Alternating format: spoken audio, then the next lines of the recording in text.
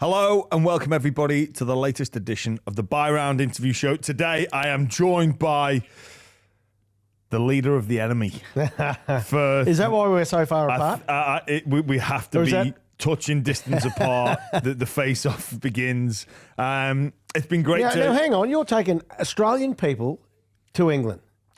I am taking over 150. 150? You're responsible for 150 men and women and children. Responsible's the wrong word. It really is the wrong word to be responsible. You're leading them, or what are you going to be doing? Entertaining them? What's the game? I think it's a bit of everything, Kevvy. I think it's a bit of, show them the sights and sounds of Britain, give them a little bit of insight, and surely there's some Brits on that tour. I don't think there is. I think it's all Aussies going over. I think Craig Brown, the organizer, it's basically that he's hoping and planning that the Aussies get the win and they get to put shit on me, for the 2-3 weeks post the game. That'll be nice, but there's a bit of work to be done yet. Yeah, there sure is, mate. It's been great to share the stage with you and have your analysis on Fox this year. Yeah. Just firstly, how have you enjoyed that role? Obviously, you have done some work in that capacity. Yeah, no, before. it was to stay involved in the game, which I love. It was outside of coaching. It's the next best thing for me is staying in the game, involved in the game, commentating. I'm a little bit different to some of the other commentators. I sort of see the game a bit differently sometimes in a positive spin, because I always like to see the positives in the game rather than sort of mistakes and errors. I know that's all part of the game, but I try and see the good in particularly in players. Yeah, it's a tough sport, isn't it? Tough the NRL and tough in the Super League as well, of course, to get through the rounds. There's 27 rounds in Super League too, isn't there? Yeah. And then you got your and they don't have buys. No, you got your Challenge Cup as well. Challenge Cups, yeah. So equally as demanding for our players and all the people involved at the club. So but it's great to be involved, mate. I've had a very enjoyable year at Fox. Well, Kevvy, one sitting thing next to you at the desk, and then when I got announced as the Kangaroos coach, I just felt you were a bit off me for a couple of weeks, mate. Well, just feeling the way, Just you've got to weigh these situations up, don't you?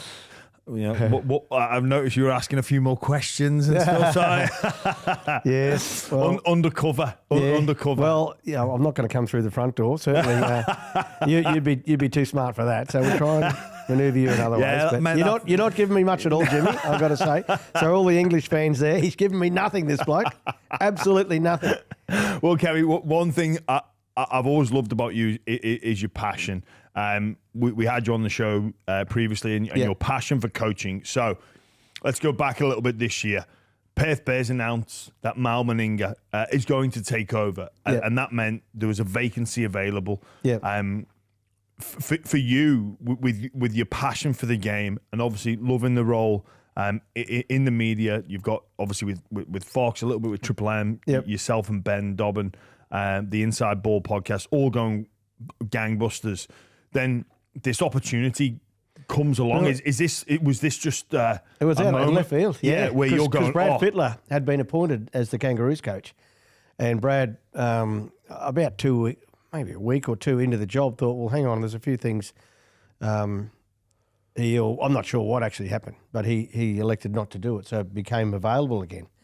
And that's when I sort of put my hand up. So there was no real interview process, because I had interviewed basically with the NRL for the Perth Bears job with Mal. So it was when I got appointed, I was so thrilled and honoured, and also very grateful to get the opportunity to coach the Kangaroos. It's one of those life experiences that I had in my vision and my goals, but I didn't think that it would happen sort of so quickly as it did. Kevvy, I know we've spoken about this before, but can you talk us through that mindset to walk towards the unknown, to walk towards the... You said about me taking people on tour, and that's responsible.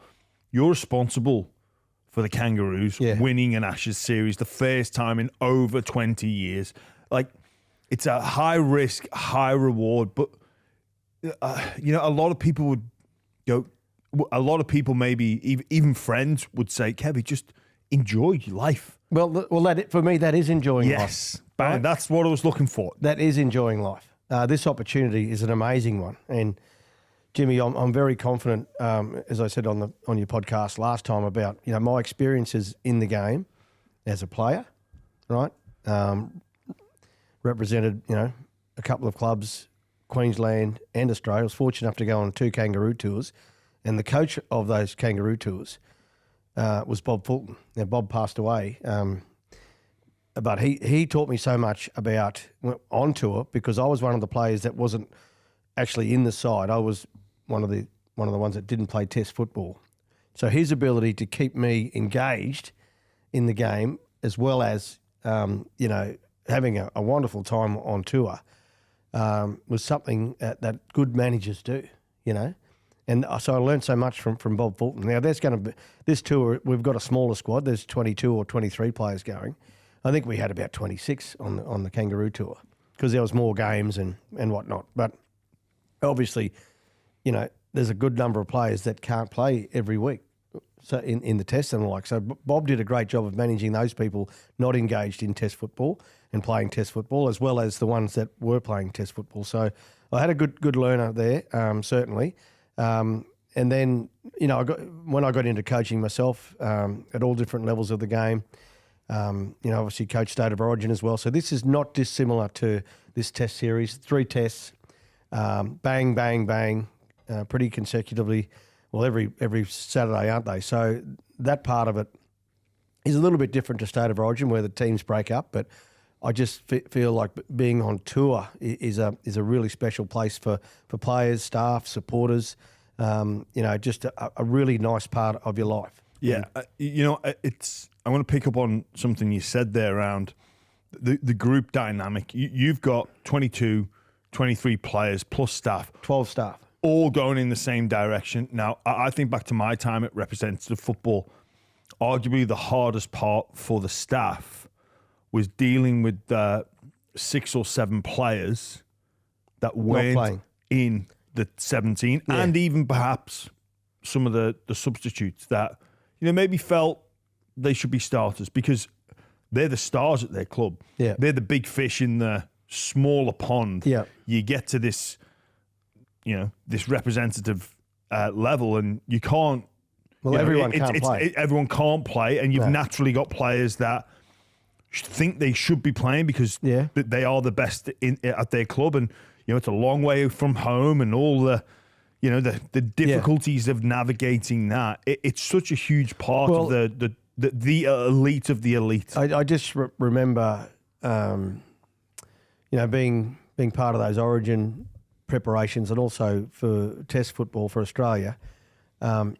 Even though you're not playing, and this is even in clubland as well, if you're part of that, let's just say the NRL, the top 30, you're actually contributing to the success of the team around how you train against those that are playing. If you train to the best of your ability, that helps the team gain success. And, that's the message is, whilst sometimes we can't put everyone on the field, we can 17 players and an 18th man, the rest of the guys who don't get to actually play that weekend, their part and their role in the team is to make sure that their training is impeccable and they really challenge those that are in the side. Because you know what, mate? If you take a step backwards here, I'm going to take your spot. Yeah. That driving in a nice way. No, there's no niceness about that, but in a competitive way. Yeah, of course. It's professional sport. That's it. So that's how I see the roles of those not participating on any given weekend. And it is it's a 3-week tour, 3 games, and we're going to need all those 23 players either playing or at training, competing. Trying to force their way into the side. Which can happen. Mate, you mentioned about being a player on a Kangaroos tour, now as coach. It's been such a long time between drinks, and we've seen so much change. How different is it from back in the day? I know I've spoken to multiple Kangaroo tourists who talk about the midweek games, but it's a shorter version, but also a much more advanced in terms of sports science and how the athletes prepare. Yeah. Respectfully to those days in the 80s. Certainly, but if I look back on the Kangaroo tours that we did, we didn't. As far as training goes, it was of a very high level, professional. Bob Fulton and his staff had a really good eye, and particularly Bozo did, for players and the way they trained and not overtraining them, getting the balance right. Now, we've got all the GPS data and information now that, basically tells you everything, how far the players are running, what speeds they run at. Are they doing too much? No. Are they doing enough? Yes. All these measurements come in daily on a daily basis. So it's very hard to overtrain players or undertrain them. So with the data, you've got to be smart with the data and use it wisely, but also good old-fashioned your gut feel on training. Sometimes things can be going really well. No, that's enough, boys. Yeah. We'll leave it there. You know. Yeah. You look around the players and right, we stop now. Otherwise, it can't get any better than now. Other times, we got it. You got to get it right. So we keep going until we get it right. Charlie, it's been a long time coming, but officially our jerseys are out and available for our buy round supporters and fans. That's right, Jimmy. So thank you everyone who's bought one so far. They're a great colour, inspired by your playing career, Jimmy. A little bit of England, a little bit of the Doggies, a little bit of the Dragons, a little bit of St Helens. And they have turned out so well, all thanks to Classic, I should say. They're the ones who have made this jersey happen. So huge thank you to them. Yeah, Charlie, absolute quality stuff from the people at Classic. And thank you again for everybody who's bought one. If you do want to get hold of one, though, stock is limited. So do not delay. Click on the link in the bio or below and get your hands on this piece of memorabilia. They've also got little numbers on the bottom. Only 150 of them have been made, so you get your unique little number at the bottom there. Mine is 56. I'm 25, Jimmy. Number 25. I don't mind that. It's a good number. Good number. Yeah, good stuff. Thebuyround.com if you want to grab one. Would you rather be a player or a coach? Definitely a player, Yeah. It's a totally different feel. I love the responsibility of being a coach. I really do. I'm a dad. I've got 5 kids. I love it's a bit like being a dad, really. Being a coach. It is. They become all of your siblings, basically, and making sure that their off-field life is good and comfortable and they're doing the right things off the field, like your children. And then on field, that they're getting in there and having a good crack and enjoying putting that jersey on and crossing that line, Jimmy, getting into the heat of the battle, Well, to be honest, mate, I have a difficult enough time getting my kids to have breakfast. So, that's a challenge every day for most parents. It is. Hopefully, getting ready for school on time. I mean, hopefully you're not parenting the Aussie lads like, hey, come on, mate, breakfast, Jimmy, come on. Pick your fights. My wife always says, pick your fights. You're not going to win everyone, so pick the ones that you're going to win. Parenting 101. Obviously, taken over from Mal Meninga. Yeah. He would have had, an idea in his head because there's been a lot of planning here because, 2 or 3 years in the making, Jim. And installing pride back into the Kangaroos, putting international football on the map as well. There's a responsibility in that sense for you and Australia, but I'm assuming there's been quite a number of conversations with Mal around what he was looking to achieve and accomplish and settle. Yeah, and Mal's one of our great Australians as far as the Kangaroos go, and his energy and his belief in the Kangaroos and how important the jersey is.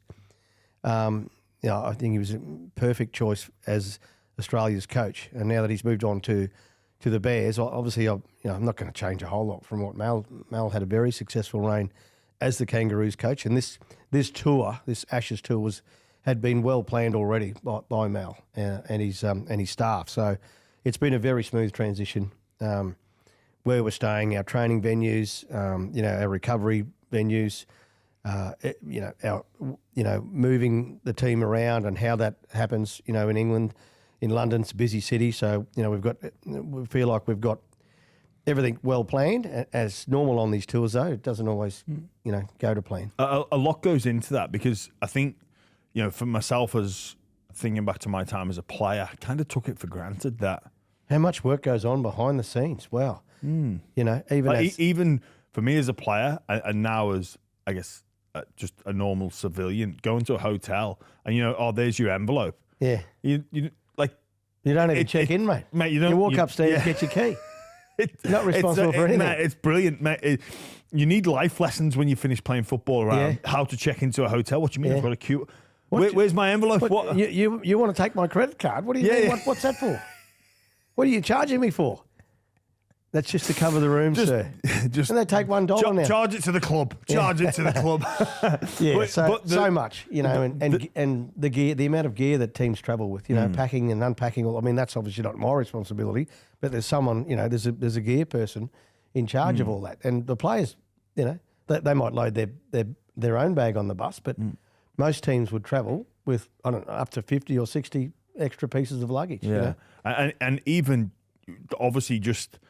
The balance of how the mood in the camp is, the last thing you want is one distraction around, travel logistics. Yep. Obviously you're moving within a country, obviously by rail or by coach, all these little different parts. Bit of both, yeah. Yeah. And the other thing is, Jimmy, which people may or may not understand, is the families are welcome around the team now as well. Whereas, in the 90s, no. It was a complete separate, separate hotel over there. But I feel like we've moved generations from there. So there will be some players, I would imagine, with their partners, wives, kids on tour as well, which is a different scenario as well. But that all needs to be, accommodated, and they need to be also, the partners and wives and the families need to be. They need to make sure that their life is comfortable as well, on tour. Have you thought about how strange it may be for some of the game's superstars that maybe couldn't walk down the street in areas of Sydney or Brisbane without being recognised, to maybe, just getting on a tube and just being another face in the crowd? Just being another face in the crowd, yeah. I guess that's one space where they will be looking forward to. But do you know what? I think our game is... I know London's a huge city, and Liverpool and Leeds might be a little bit different. They're a bit more, I would imagine, rugby league, know their rugby league players a little bit more. But, I think the game with its reach now, I know that the London part of the tour is a really exciting time for our players because London's such a great city. And to be playing at Wembley Stadium, I mean, it's one of the greatest, if not the greatest stadium in the world, not just for sport, for entertainment. Like some of the biggest acts in the world have, strut their stuff there, Jimmy. Jeez, Kevvy, I'm getting the goosebumps of about. But we're Australians. We don't get that opportunity to play. As English, you play your Challenge Cup there every year. You get an opportunity, But as Australians, unless you're fortunate enough to be part of one of those teams, you rarely get to play at Wembley. Yeah. And this is one of the world's most iconic stadiums. It is, isn't it? Mate, you know what? And I saw some vision of Wembley, the change rooms. It looks like it's like a 5-star hotel. Yeah. I'm a bit frightened to let the boys walk in there, without making a mess. And I'm fortunate enough to play at Wembley. It is a very unique stadium. I know that you sit back a bit, but the noise that your friends generate is amazing, and I want our players to experience that.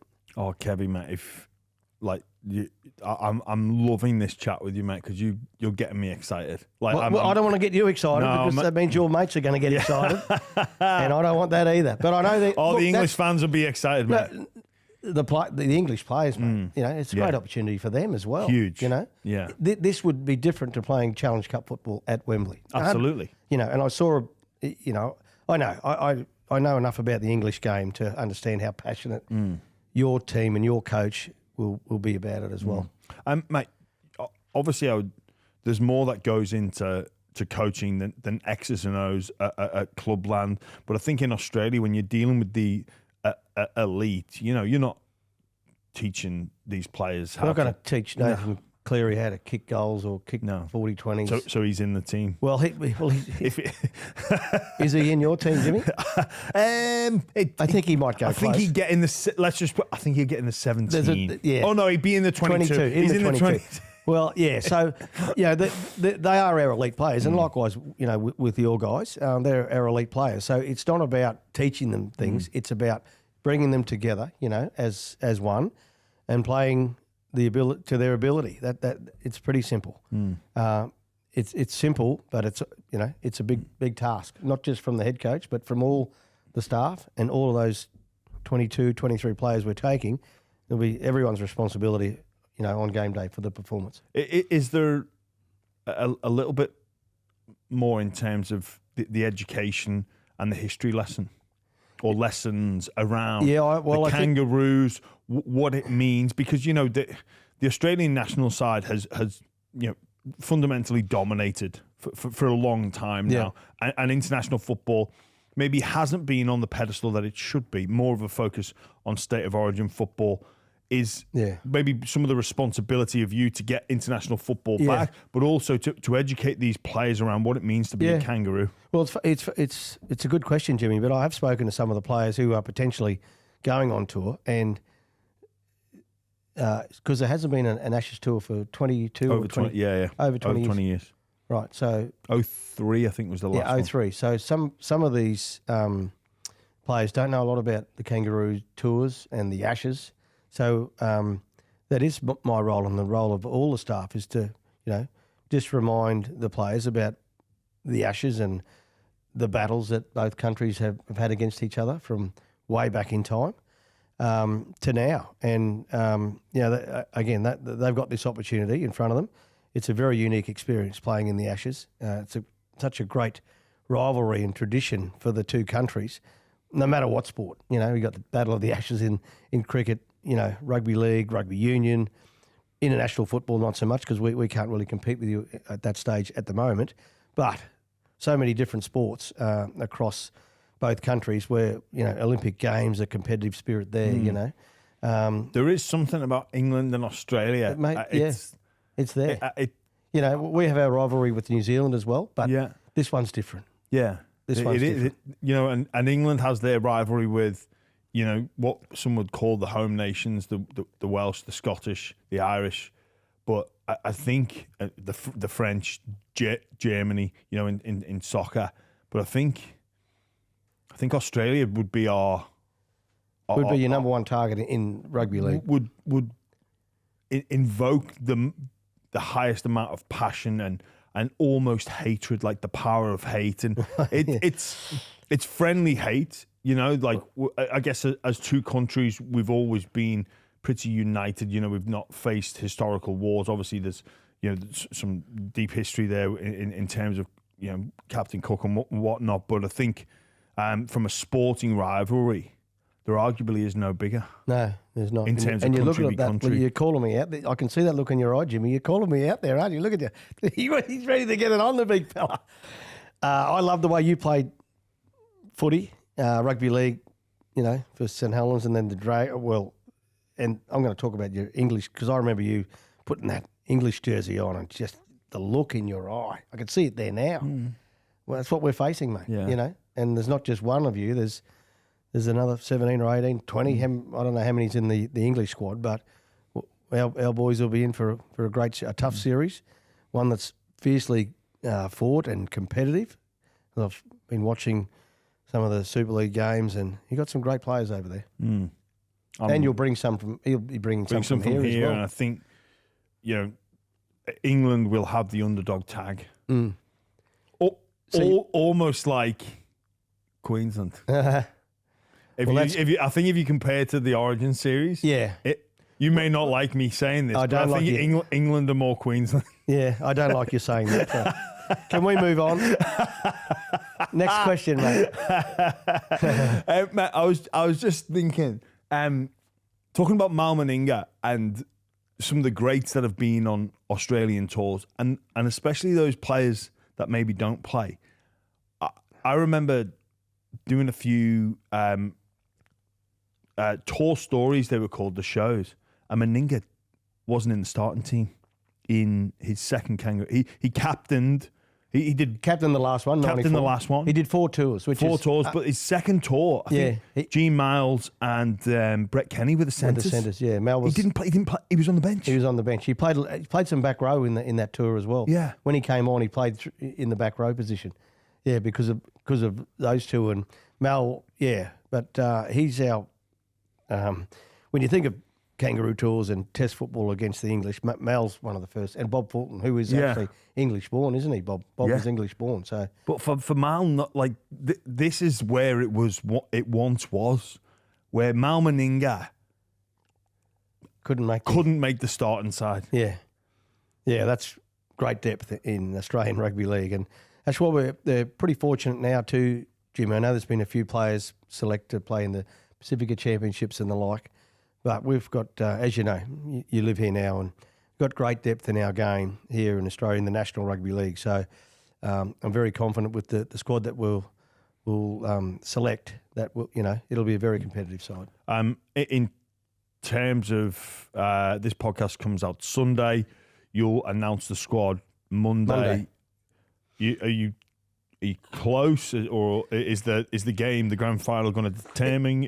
As it always does, the grand final, the result, who plays well, who stands up in the the grand final's very similar to the State of Origin. If you can play well and handle the pressure there, there'll be 80,000 people there, on Sunday for the grand final. So if you can stand up there and show everyone your skills and play well, puts you in a very strong position to obviously get selected. Those that are on the borderline, or is he in, is he out?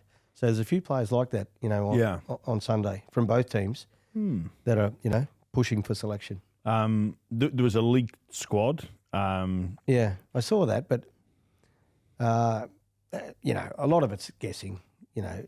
Pretty much. Mind you, it's not hard to guess. No, that's what I'm going to say. Yeah. I reckon if you and I sat down to pick the Australian squad, we would be very similar, except for maybe one or two. Yeah.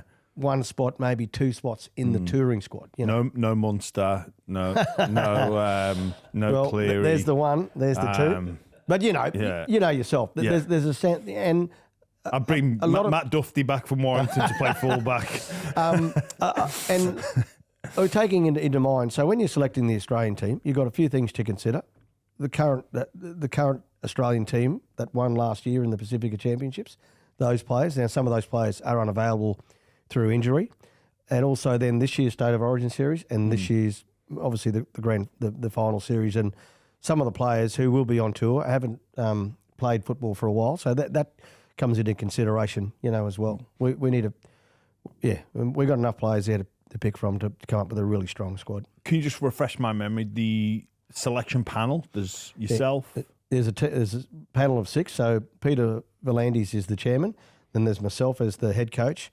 We get 2 selectors from Queensland, so those Cameron Smith and Darren Lockyer, and then 2 from New South Wales, who are the 2 from New South Wales are Boyd Cordner and Andrew Johns. So there's a fair bit of knowledge going into the selection of the side, and some different opinions as well.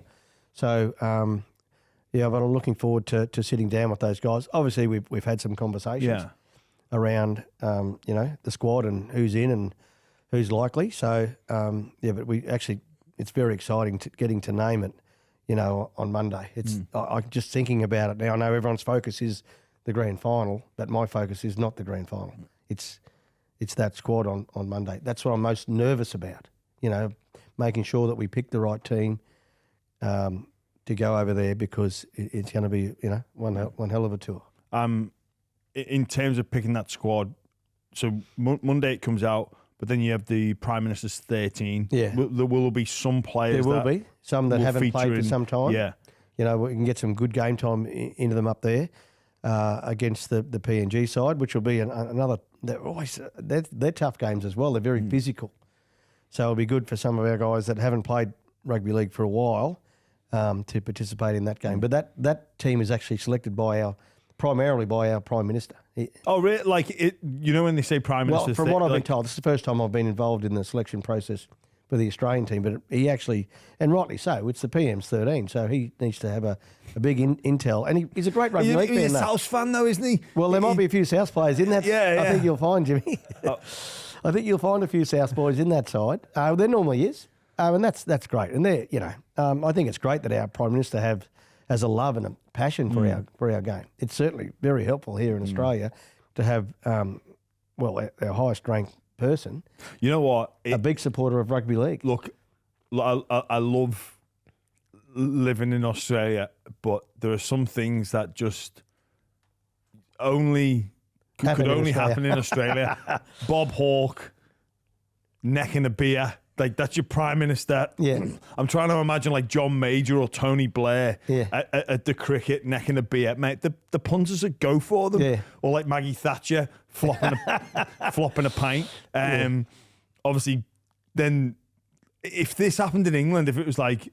If he picked if Keir Starmer had to pick, the prime minister's 13 or 11, mate, there'd be uproar. Be like, has he not got a country to run? What about schools? How does he have the time to Has do he got this? the time to sift through the selections? Well, we're very fortunate, as I say, that he's a very strong rugby league person, and obviously been watching rugby league all his life, so he's got a fair idea on the team. Is he going to do the game plan as well? Well, depending on how much time he's got, because he does have to get back to the schools and the hospitals and all those more important issues. All the potholes, immigration, all that. Look, it's that's what I say. The next couple of days, only the grand final's exciting, obviously, but the selection of that team and the Prime Minister's 13 as well is something that all Australians really look forward to as well. We sort of briefly touched on availability or eligibility more specifically. I want to ask you about this because, that since your days as a player on those Kangaroos tour, the demographic and the will and the want, and also I think the most important element in the rise of Samoa, Tonga, Fiji, it is the Australian players in particular and the New Zealand players that were willing to share the wealth. Yep. I think that is not enough credit is given, because it used to be the National Rugby League would pay the Australian players and not worry about those smaller nations. Now that certainly helps, and there's that heritage side as well. Yeah. But I think that the fact that the distribution of finances has become certainly a lot more even. But I guess you've got a number of players that have the potential to represent 2 or even 3 nations. I can only think of myself as the father of 2 Aussies. If they decided to play or represent England in any way, shape, or form, the amount of pride that I would have if that was occurring, and I can understand why somebody would choose to do that. Yeah, certainly, and that's how it's easy for me to understand why some players who play in State of Origin, but then elect to play for Samoa, maybe play for Tonga. Obviously can't play for New Zealand because they're a tier 1 nation, but totally get it. And some of our, both of my parents are both Australians, have been living here for, forever. So some of our players, and I'll give Tino Fasul-Malawi as example. His mother is Australian, full-blood Australian, and his father is full-blooded Samoan. So he's got a parent, from both nations. Grew up in Australia, obviously, which is another factor. So he chose Australia. He said he's got some unfinished business with the Kangaroos, which I get it. But I understand also how you can be torn, between playing and representing, your father's heritage and your heritage, obviously as well, being Samoan, or do you go, on your mum's side and she's Australian. So that's where all of the not so much confusion, but that's where all the question marks come in when your parents, Payne Haas is elected to play for Samoa. Now Payne's mother is full-blown Samoan, and so I get it. And, that side of the family, there's a strong history and culture with the Samoan jersey. Payne said that he remembers in sitting in his family car, listening to his mum sing the national anthem, Samoan national anthem, not the Australian, the Samoan. So That's pretty easy to understand why he would want to do what he wants to do. And I totally respect it, Jimmy, you know. What would your solution to it all be? Because well, if I can put my greedy Australian hat on, right, and it's not really greedy, if you want to play State of Origin, okay, you make yourself because back, I hate saying back in the day because everything changes and moves, but to play for Australia, the selection process was State of Origin. Yeah. Queensland against New South Wales. If you had a good State of Origin series, you were in that Australian team. My brother did it, Kerr, in 1989. Yeah. Had a great Origin series. All of a sudden, he's playing for Australia. Right? So it was part of the process of picking the Australian team. It used to be mid-season tests, either against the English, who used to come out, or New Zealand. From this year's State of Origin series, I think up to 7 New South Wales players are unavailable for the tour at the end of the year through injury or selecting other countries. And I think there's 4 or 5 from Queensland who have either unavailable through injury or have elected to play for other countries and nations. So it's no State of Origin is no longer a process to select the Australian team. Yeah. Which is, it's just the modern game. Is there a solution to it all? Yeah, I don't know. There's lots of arguments around, well, if you play State of Origin, maybe you should make yourself available for Australia first. You know, we want our best. We don't want to invade State of Origin either, and make that. You know, because our best players that come from many different heritages and cultures. I like the State of Origin criteria selection and it's the strictest in world sport that I'm aware of. Right. You know, you've got to be is it your 13th birthday? You've got to be residing or playing your football in that particular state. Like, I almost think that the olive branch is split because of the history. If you go back and look at the history of rugby league, international football, the Origin, and Origin's changed so much. I was recently, looking back at the history of Origin, and it once was, which we sometimes forget, you played for the state that you were playing your football in. Yeah. So Origin has changed, it has and changed. Rightly so. It had to change. Yeah. And I think that is great and fantastic. And now I think we need to keep that boundary on it, that you don't want English players playing State of Origin because unless they were born here. Yeah. We be careful because Herbie Farnworth, he was 2 years away from being available to play for Queensland. Unlucky. Yeah. Unlucky. That we've got to protect that strict criteria. But then the olive branch is almost split, or it's almost like, the evolution, and this almost like a new species of Origin is there. Yeah. And this and now with international football, because it isn't, because international football, I'm passionate about it, but it's underutilized in terms of where we can get to as a game, and we need as many stars out there with as much passion. And I think I'll help you there, Jimmy. I think I might have mentioned earlier in the podcast, I've rung a few of these guys that are potentially going on tour. The excitement and the energy in their voice and their answers to me. Would you be keen on touring at the end? Oh, Kev, are you kidding? Awesome. Love it. So the passion for the Australian jersey is from a player's perspective is still there. And that's been well nurtured by Mal. I love that. I'm scared, but I'm also happy. I'm sure it's the same for the English. Yeah. Their passion to play for their country, particularly against the Australians. So that's from my perspective. I don't see it as a worry or a problem or play. Oh no, you can't go. They're doing everything they can to be selected and go on tour. Yeah, I think with what we've got for the international game, that the untapped potential, and in fact, the NRL is actually helping the English team as well, isn't it? You're going to have how many players from here you think are going to be in that?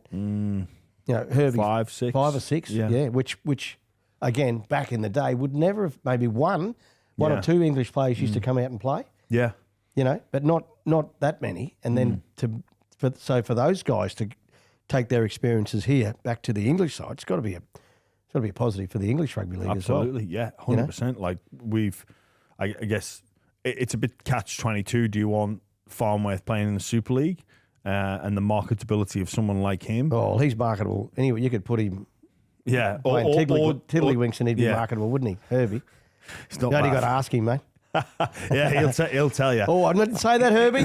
We love you, mate. I don't want you running off that right foot, trying to carve up the Australians over there. Which this leads us nicely into, obviously, the focus is the Ashes. Yes, very much so. But a World Cup, not that far. Distant future World Cup. Don't even. It's not even in your mind. It's not even in my mind, Jimmy. Wow. And I need to put all of our energy and all of our focus into these 3 games, because if we don't, we need to put all of our energy and focus, into these 3 games, out of respect of the Ashes more than anything. It's a huge opportunity for our guys. Last time was 20 odd years. You would have been playing in the last. No, I missed it. You missed it. Yeah. Didn't play an Ashes series. Wow. I never knew that. Neither did Sam Burgess. So 2 of England's greatest ever haven't played in an Ashes. Well, there you go. Well, mate, even I don't think Cam Smith did. I don't think Cameron Smith did. Did he play in 03? He did. I don't think did Slater and Cronk. Yeah, and I think 20. I think they Did you miss a series somewhere or something? Did you? No Ashes. So we played in 4 nations. Oh, okay.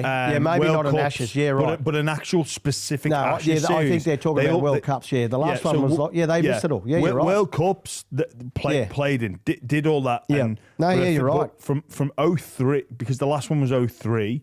Yeah. I No, you're right. 100% I think some right. of these great players, your Thurstons, your Smiths, your Slaters, your Cronks. Yeah. They all missed we've skipped a a generation. proper Ashes series, like a proper Ashes series. They played against England, but not in the same. I think there's something about that, and it's something that when I look back at my time in England, we get to play Australia once, and it would be a bit of I'd love a go crack. next week. I'd love another crack. Yeah, we'd love a go next week. We feel like we learned so much. It's like, I'd love that next week, but we never got that opportunity. No. And for you, I think state of origin, take eligibility out of it, it helps the Aussie players because it's a level and of intensity that, it is you cannot replicate that. And there's so much on the line. So for England, we don't quite get that. It's all club football. We have the Challenge Cup and we have the playoffs, very similar, but that 3-test series, it's a series. Yeah. It's different than the tournament style where it's like, the first game at Wembley, it's going to be a bit of a feeling out period. And whoever wins the first game of a series, the loser then feels like they've learned something. Right now, there's a different approach, perhaps. And the winner game 2 and game 3. And that happened this year with the State of Origin, didn't it? Exactly. Didn't it just? Yeah. Like how many series? New South Wales win game 1 and comfortably. Yeah. And then because of different reasons and injuries and whatever else, New South Wales lose Queensland win the series. I think it's very rare. And this is why I think this is going to actually help the British game, that it's actually 3 games against the very best, which Australia are, despite the powerhouse of New Zealand, Samoa, Tonga. I think Australia still will have that level of understanding that they are the world's number 1, and I think it's great that England get to face them 3 times in a row, back to back to back. Yeah, and at 3 great stadiums too. You say that. The one in your backyard, Liverpool. Yeah, it's virtually brand new, and it is. Someone told me the other day that the decibels, that because of the angle of the stands, it's been designed to keep the noise in. It's the loudest stadium in the world. Yeah. Are you? Wow. Are you ready for? No, I'm not. I'll be honest. The Scousers as well. We had a bit of a joke on Fox where I showed you, Kevvy, about what. Was it the fireworks? Foreign teams can expect when they come and stay in the city of Liverpool, and it's a 4 a.m. firework display to just say Hey, Welcome to the city. Welcome to the sea. We've put our own display. Yeah. We bought the display to you, Expect- and we you know what? We're so considerate that we do it at a time because we realise you might be jet lagged, and just Oh, it's all part of it all, Jimmy. The passion that the fans have for the game. I'm assuming it's going to be the fans letting off the fireworks. And look, it's all again that unique experience for our guys that are on tour. They're going to experience something really, really special that they will take with them forever. The atmosphere that can be generated by the English fans. Some of the Aussie players, they may not have experienced it before. Some that have been to Vegas would have sort of got it in a sense, but to go to a Wembley, a full house at both Hill Dickinson and Headingley, it's going to be it. When you talk about experience, it's win, lose or draw. It's something that when you're out there in the cauldron, Kevvy, you know what it's like as a player. It's just it's beyond special. Well, we've been a bit fortunate over the time with the World Club Challenge that has been played. Now Penrith have obviously been super here. And I think that they were over there a couple of years ago. Yeah, they went to Wigan. They actually lost over in Wigan. Yeah. Let's not worry about the results. Okay? That's irrelevant, mate. But the experience of that, it's totally different to watching a game here in Australia. Totally different. Yeah. So some of our boys haven't experienced that. So, it is going to be different for them. Yeah. Oh, Kev, I wish I had a time machine. I really do. It's going to be something else, this series. Look, even the way the teams march out, at Wembley, like for the Australians, and to look up. It is a march, isn't it? They walk out side by side, about to belt the living daylights out of each other. It's unheard of, Jim. That's not how I'm trying to think. When players come out for State of Origin, they run onto the field. They run onto the field. And then they split them that way. And then they do the anthem, Yeah, but they don't walk out together. In unison. No. And is that something you're going to... Because, you know what, I always found that, like, with Test football, and it would be not too dissimilar with State of Origin, everything works differently. Like, kickoffs at 3, but you've got your dignitaries starting almost at 1:45. So you've got to be ready to go. 2-minute bell will go. You're walking out 1:45, and it is a walk. And then it's, not many, especially those debutants, they wouldn't have had to wait for 2 anthems. No. And it is. Look, we're talking the finer details of preparation, but it is different. And even your pre-game talk, you get fired up. Yeah. Your club game, you go out there, you're kicking off, you're on. Yeah. You got to wait 15. There's no point in firing up the boys. No, it's not. It's 20 minutes before. Well, they'll need to maintain their emotions until kickoff, which is, again, very hard. And you can see it in the players' eyes with the anthems and then just walking out, the steely look in their eye. But they've just got to hold it all in. You've been there. You got to hold it in until kickoff. And then it can explode. One of the things that will likely be a bit different is the weather. Is this something that you've gone through in your preparation around playing in the cold, or is this just certainly different, and particularly the weather as well? If we get I'm sure there'll be a bit of rain around maybe at that time of the year. Be okay? No, not in England. Just cold. Just cold. Just sleet. Sleet. Oh dear. Well, again, a very unique experience. Yeah. Look, I just remember it being very cold, So, and again, that's something that our players will have to adjust to. It's the same for both, though.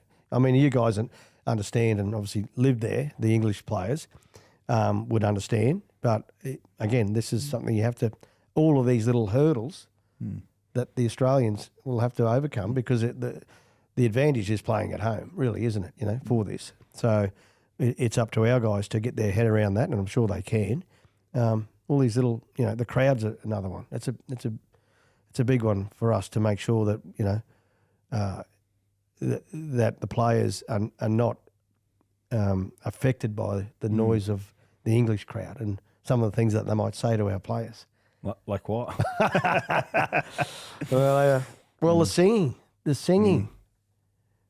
That the English the songs that they sing. It's just amazing. I've got to make sure as a coach too that I'm focused in on and not getting absorbed by the atmosphere. You know, I was just thinking. I hope some of your players fall into the trap. There's been a lot of talk, in this final series around daytime grand final. Well, when your players see 3 o'clock kickoff, they'll be, how good's that? 3 o'clock kickoff. It'd be nice and sunny and be zinging passes. That daytime football is different to nighttime football. It's really dark, then, lads. isn't it? It'll be dark. Yeah, I think floodlights will be on. The floodlights will be on at 3 o'clock for kickoff. I've obviously watched the Samoan games from last year, and exactly, they were day games. But if you look outside the stadium, there's not a lot of light. So that's enough. That's a new one for them as well. Yeah, it'll be. I think. Look, the stadium will both at Wembley and Hill Dickinson shouldn't be too affected by the weather. Headingley might be a little bit different. How many times have you played at Wembley? You won Challenge Cups there? Yeah, we was actually at the first Challenge Cup at the new Wembley against the Catalans Dragons in 07. Yeah. And then played there in 08 against Hull FC. And I did play because that's one of the games semi-final in 2013. Yeah, Sean Johnson broke her heart there. Yeah. Oh, okay. Yeah. So that would be one of the games in World Rugby League that I've never been. I've been to Wembley, obviously for different for international football, but never for that World Club, the Challenge. The Challenge Cup. Challenge Cup. Yeah. And I've watched it every year for as long as I can remember. So yeah, it's a very unique experience, Wembley, isn't it? It's different for the different. It'll be different to the Challenge Cup because Challenge Cup you've got 2 teams with all their supporters. Now, how many do you say is on your tour? 150? 150, yeah. Right, so there might be 5,000. Let's say 5,000 Australians at Wembley. The rest will be English. Yeah, wanting blood. Even State of Origin. It's like at Suncorp, say. It's probably similar to that, I suppose. There'd be be similar to that, hey? Yeah, relatively. Yeah, I'm just thinking. I can't remember if in the Challenge Cup the anthem song is "Abide with Me." I hope they get that for the Ashes. I don't know what they're planning on doing, but when "Abide with Me" is sung by the choir, oh my god! Yeah. Like as a Lifts player, the roof, oh my, and everyone's singing it I am goosebumping. Every time I hear that song, it takes me back to Wembley Stadium and the Challenge Cup final. Yeah. It is such a beautiful song / hymn to get you fired up to go and kick off a game of football. Oh my goodness me, Kevvy. Bring it on, Jimmy. I am. Luckily, I don't have to do the first carry or make the first tackle, mate. Well, Kevvy, you don't, but you've got a lot of responsibility, and on a putting sport and rivalries aside, I'm delighted for you that you've got this opportunity. I know when we spoke before about your passion for coaching is it is just bursting out of you every time we speak. Yeah, well, it's that old saying, and all the time, it's easy to be critical when you're not in the ring, but I'd rather be in the ring. Yeah, and fighting. Absolutely. Well, Kevvy, I'm, like I say, delighted for you, and looking forward to seeing you over there with your assistant coach, Gorden Tallis, as well. And Gordon's coming over. Now, there's a bit of noise around here in Australia about Gorden and how he can help the side. I'm so grateful that Gordy's coming away because there's no prouder Australian. There's no Kangaroo player. Gordy's worn that jersey. He's captained Australia. So he knows, like yourself, for England, he knows the ins and outs of preparing for a game. I think his character is very strong-willed, very determined, which will be a great asset to have around the players as well. And the other thing about Gordy, is his passion for the Australian jersey. It's up there with. It's almost unrivaled. Like speaking to him, he's so he wants. He's very excited about coming over and assisting Australia. And that's what we're all part of a team that's got this wonderful opportunity, and we will make the most of it. Yeah. All right, Kevvy. Well, thanks for joining us, Jimmy. Look forward to seeing you over there. Yeah. Make sure you say good day to me. I know what you're like. You're Englishman when you get back home around all your gang. you brush us and won't talk to us. I'll be as friendly as ever, Kevvy. Okay, mate. Cheers, mate. Good man.